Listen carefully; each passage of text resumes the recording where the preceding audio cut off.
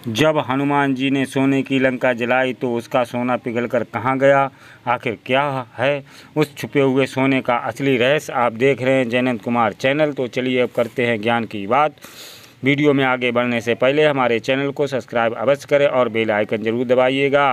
रामायण सिर्फ एक महाकाव्य नहीं बल्कि हिंदुओं का इतिहास है, जो हमें जीवन के जीने का तरीका बताता है और हमें ये शिक्षा भी देता है कि कभी भी अधर्म के आगे झुकना नहीं चाहिए।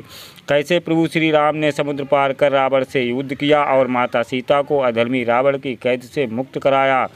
लेकिन क्या कभी आपने सोचा है कि लंका दहन के बाद आखिर वो सोना पिघल कर कहाँ गया? आखिर रावण ने ये सोने की लंका किससे छीनी थी? ये सोने की लंका किसकी थी? इसमें कितना सोना भरा हुआ था? इन सभी सवालों के जवाब मिलेंगे इस वीडियो में, इसलिए इस वीडियो को अंत तक जरूर देखिएगा। रामायण का वो प्रसंग तो आप सभी को याद ही होगा, जब हनुमान जी को लंका वासियों ने रावण के समक्ष पेश किया और उसके बाद उनकी पूंछ में आग लगा दी, जिसके बाद हनुमान जी ने भगवान श्री राम का नाम लिया और पूरी सोने की लंका को जला दिया। लेकिन क्या जानते हैं कि हनुमान जी ने पूरी सोने की लंका क्यों जलाई थी? इसके पीछे एक रोचक कथा है। एक बार कैलाश पर्वत पर माता पार्वती उदास बैठी थी। तब भगवान शिव ने उनसे उदासी का कारण पूछा। माता पार्वती ने कहा कि हमें इस कूल्हे कैलाश में सोना पड़ता है, जहाँ दिन भर आपके भक्त और आपके गढ़ शोर मचाते हैं। लक्ष्मी वैकुंठ धाम को देखिए कितना भव्य है।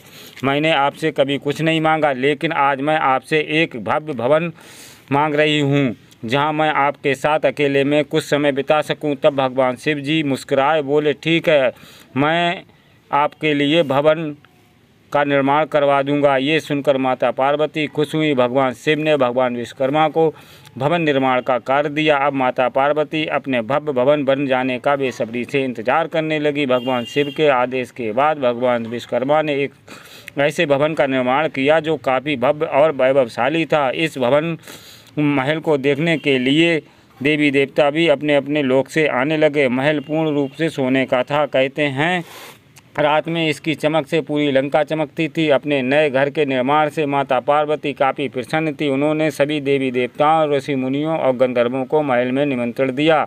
सोने की महल की वास्तु प्रतिष्ठा की पूजा के लिए अब एक ब्राह्मण की ज़रूरत थी। उस समय रावण के पिता ऋषि विश्वकर्मा को बुलाया गया, लेकिन पूजा के दौरान ही ऋषि विश्वकर्मा को इस सोने की लंका से अति प्रेम हो गया और जब दान देने की बारी आई तब ऋषि विश्वकर्मा ने पूरी की पूरी लंका ही मांग ली। ऐसे में भगवान शिव ने पूरी की पूरी लंका उन्हें दान में दे दी। इस पर माता पार्वती भी रुष्ट हो गई और उन्होंने जाते जाते एक श्राप दिया कि आने वाले समय में जिस लंका में मैं नहीं रह पाई तो उस लंका में कोई भी नहीं रह पाएगा और ये सोने की प्रतिष्ठा चूर चूर हो जाएगी। और आगे चलकर ये किस्सा संपूर्ण हुआ जब विश्वकर्मा ने कुबेर को यह सोने की लंका सौंप दी।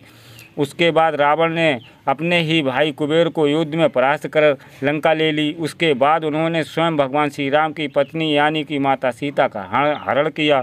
इसके बाद भगवान शिव के अंशा अवतार यानी कि हनुमान जी ने ही उस लंका को भस्म किया और जब भगवान हनुमान जी ने उस सोने की लंका को जलाया तो वो सोना आखिर पिघल कर कहाँ गया? तो इसका वर्णन तुलसीदास जी ने रामचरितमानस की चौपाइयों में साफ साफ दिया है।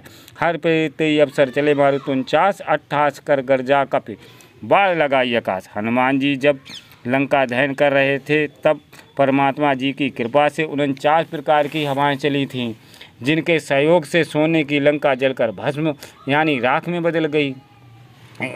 उन 49 प्रकार की हवाओं के अपने अपने अलग अलग गुण थे, जिनके सहयोग से सोना जलकर राख में बदल गया और जब हवा चली तो राख भी उड़कर लंका के महासागर में जा मिली। तो अगली बार आपसे कोई पूछे कि आखिर जब भगवान हनुमान जी ने सोने की लंका जलाई थी तो सोना तो पिघलता है, जलता थोड़ी है, तो आखिर वो सोना कहाँ गया? तब तुलसीदास द्वारा लिखित यह खास चौपाइयों का ज्ञान उन्हें अवश्य याद दिलाइएगा। अगर आपको वीडियो अच्छी लगी हो तो हमारी वीडियो को लाइक करें, हमारे चैनल को सब्सक्राइब करें और कमेंट बॉक्स में जय श्री राम लिखें। ज़्यादा से ज़्यादा शेयर करें।